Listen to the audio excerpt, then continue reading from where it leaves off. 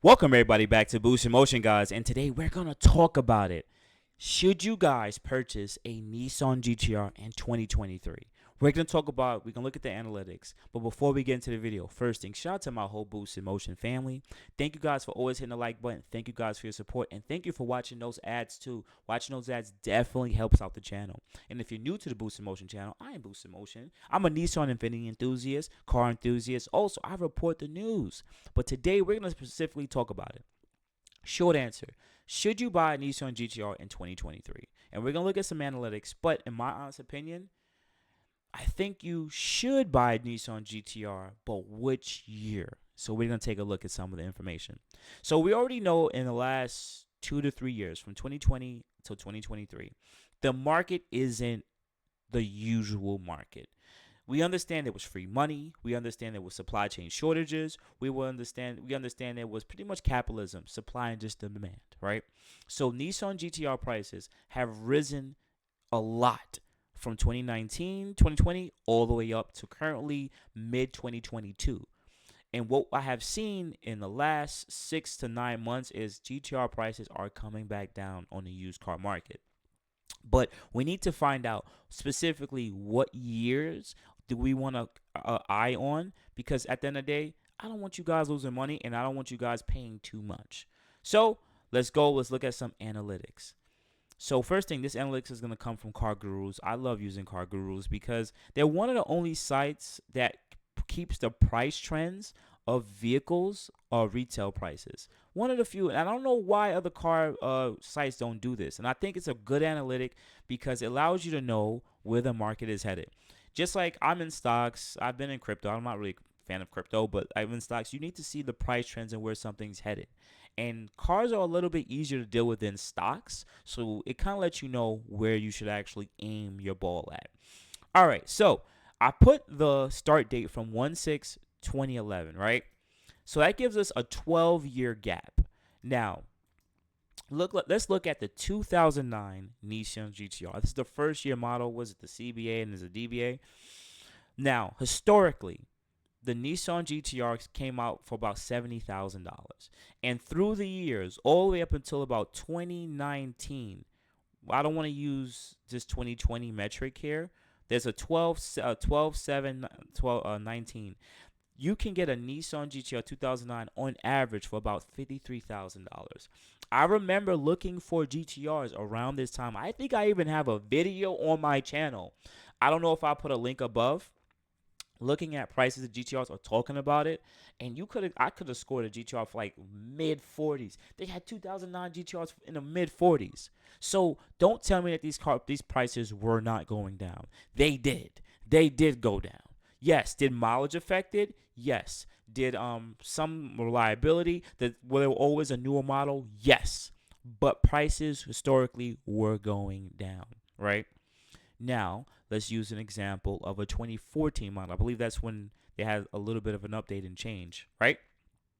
Look at it. This car is priced a lot higher in the mid 90s because remember, it wasn't an affordable car anymore. Now it's pushing $80,000 to $100,000 for a specific model.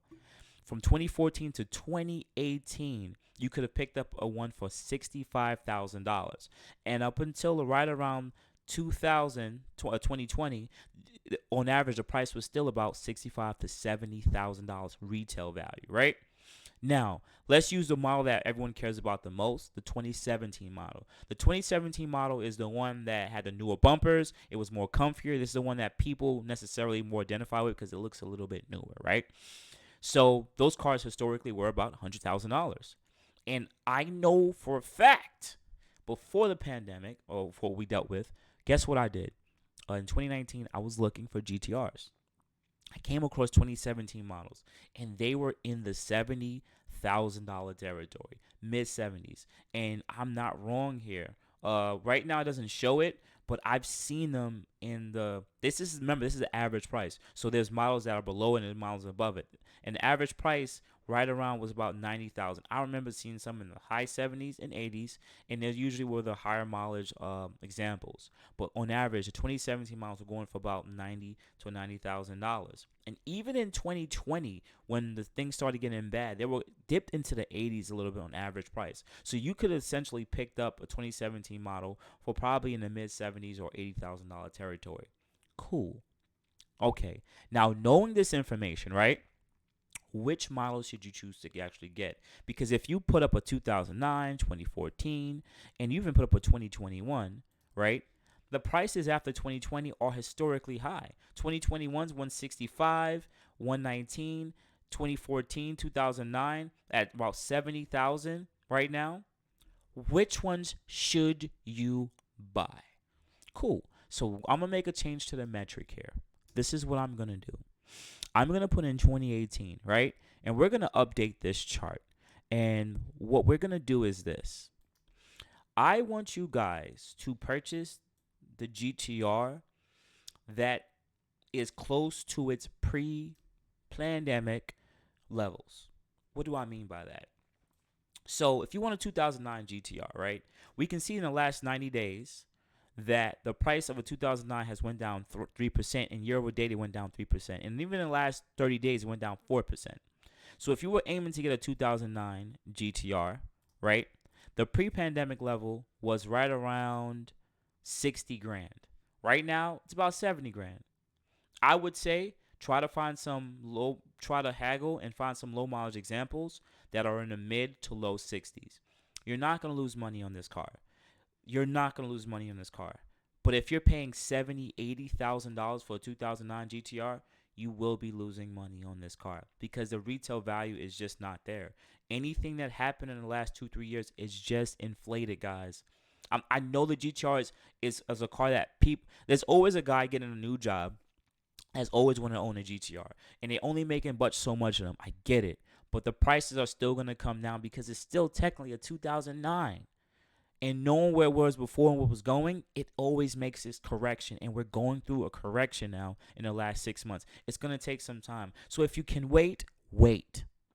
Now let's look at the 2014 models. Same thing applies here. In 2019, these were going for $65,000. I think the newer cars are affected the most because they had the biggest jump. So the 2014 models was hovering around 60-something thousand, mid 60,000s. And then after that, 90. That's a 30% jump? Or well, that's more than a 30% jump. Do your proper addition, brother. That's a 40% jump in price. I don't think anybody should really be buying a 2014 GTR right now. I think they should wait till it starts going down into the 70s again. You should give it some time. You should not jump in one. Maybe you can jump in one for the time being and keep the car for 6 months. But if you're getting like a 2014 model right now, and I'll say 2014 model, understand if you hold it for 3 more years, you may lose about $15,000 to $20,000. Because yes, I understand. Once again, there's no more of them being made, but it's expensive car for what it is worth. It's not like an R8 V10. Those cars, once again, they hold a specific value, but they made enough GTRs from 2009 to 2022 that you can pick from them. It's just the newer models went for more, right? Now, let's go to the one that the fan favorite everyone and why he wants, 2017s and up. Should you purchase a 2017? Look at the analytics. The last 30 days, because of interest rates going up, because of it's more expensive to borrow money, because just because of what's going on in the market right now. These cars were historically, right then and then, $93,000, right? They retailed for about a little bit of about $100,000, right? And on the used market, they were going for about $90K. The thing I would say that's a little different between the 2017s compared to the older models is this. They seem like they never really got to hit their topmost depreciation level. What I mean by that is if the car was like 120, right? And it's saying right here in 2018 they were selling for 93,000. So they only got hit maybe for about 10 to 15% depreciation. And the 2017 model went all the way until I would say 2019, about 2 years later, and it was still averaging about $93,000. So people were still buying them for a good decent price. There was a good amount of people purchasing the vehicle to keep it at a certain price. I would assume sometimes it's people who just getting a GTR, or people who had the older GTR that's like they want to get the newer body, right? So there was enough consumers to hold up the retail value on the used market. And then what happened in the last 2 years, they went up to 120, pretty much back to retail or MSRP. So people were buying 2018 or 2017 GTRs for what MSRP was in 2017, 2018. Do you guys hear what I'm saying? People were in 2022 purchasing 2017 GTRs for MSRP of what it was 5 years ago. If you guys think that this freaking GTR, the 2017, is going to hold value, you have another thing coming. Look, come on, let's be quite honest here. I don't care, because the people who like to come at me, I've been in the forums, and the people who sit there and say, yeah, it's a great time to get a GTR. Yeah, get the 2018 model. I have over X amount of money value into it. Blah, blah, blah, blah, blah. They're new to car equity. They don't understand. Everybody's always going to glorify things when it's always on the way up. Whatever happened to all the crypto and Forex people in the last 6 to 9 months? Where are they? Gone. They're decimated. Because people only talk about how good they are when it goes up, but when it comes down, they get real quiet. They want to get out of that because it knows it affects them. So if you have a 2017 GTR and up right now, I think you should freaking sell it. I don't think you should keep it. I think you should sell the car for what it's worth based on the market right now and get your money. Get your money. And then wait another year and then hop back in the market. Because there's only one time in this, I would say, unless another black swan event happens, this is the only time that you're going to be able to purchase a car for what it was cheaper 2 years ago, sell it at its MSRP, and then get out. Because anybody right now who is going to buy a 2017 or 2018 GTR for MSRP of what it was 4 to 5 years ago, and you're going to keep the car for the next 2-3 years, you're going to be really upset. I get that you can afford the car, but your negative equity, if you try to get rid of that car 2 years from now, is going to be insane. I'm just being fair. If you keep the car for 6 months, I get it. But if you're keeping the car for like a year, from January to like January of 2024 and on, you are losing. I would even say the next 6 months you're losing it. You're bugging. You should not do that. You should not. I'm being very honest. You should not do that. You should try your best to get out. Because let's go down to just the 6 month chart. I'm sorry, guys. I'm very opinionated on this because I don't want you guys losing your money. Let's pick up the 2017, 2020 model, and let's switch it now to because we're talking about the 2017. So let's put to 2019, right?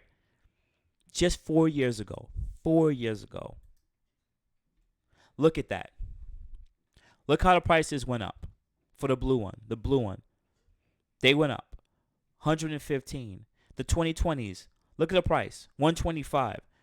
Look at the price of the 2021, like the last edition. 160. And let's just now, lastly, let's go to 2022. Just 1 year. 1 year to go. Year to date. 1 year. What have we seen here? Mid 2022, the cars are going for 146. In January, 129. They lost 5% of their value already. I don't know about you guys. There's a difference between getting a Q50 for $30,000 and now it's being worth $25,000 compared to a GTR worth $146 and now it's going for $129,000. That's the price of a whole Q50. You lost the depreciation of $25,000 in 6 months. 6 months. The 2017 models aren't as bad because of the older year. 120, now they're going for 112. 8,000. But I told you guys, the 2017 models are inflated. They should not be going for what MSRP was 5 years ago. So if you have any of these cars, if you're holding on to it, you can keep it for another 6 months. I get it's your dream car. But if you're going to keep this car for the next year to 2 years and you purchased it at its high, you're holding the bag. You're going to be like this person who bought it at 146, and if they try to trade it in now, it goes for 130. You lost $26,000. I don't care if you got it or not. Even if you got the money, you don't like losing 26,000 freaking dollars, bro. Come on, man. Come on. Come on. You bought a 2020 GTR for 146 for what MSRP was, or maybe above that, 2 to 3 years later after its date. And you're coming out of warranty too? Get rid of the car. So outside of that, guys, listen. Your boy Boost just wanted to give you some information. The whole 2009 to 2021 is right in front of you. And in the last 1 year, the market is making corrections. The older models aren't correcting they're correcting based on percentage, but the values are a lot smaller. You're losing maybe 5, 6 grand, 8 grand. But for those people who bought the 2017s and up, oh, look at you. You should be freaking mad. Effing mad. So outside of that, guys, you have a good morning, good afternoon, and good night. Hopefully I made this video as informative as possible. Should you buy a Nissan GTR?